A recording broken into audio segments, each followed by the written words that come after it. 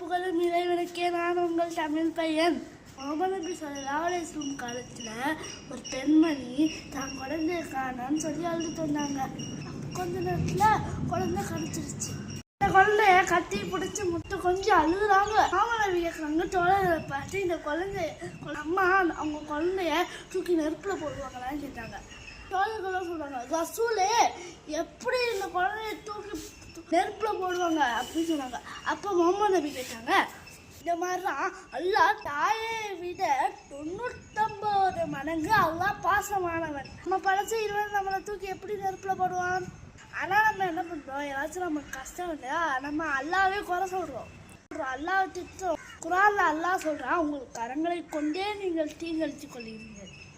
நம்மளுக்கு வர கஷ்டம் நம்மளை அல்லாமல் இல்லை, எல்லாம் நம்மளுக்கு கெட்டது எது நல்லது எதுன்னு சொல்லி கொடுத்தா. அதனால நம்மளாம் நல்ல வழியில் போகணும். முடிஞ்ச அளவுக்கு அல்லாஹ் மட்டும் இல்லை, யாரை வேணாலும் யாரையும் குறை சொல்லாதீங்க, குறை சொல்லாமல் வாழ்வோம். அஸ்ஸலாமு அலைக்கும் வரஹ்மத்துல்லாஹி வபரகாத்துஹு.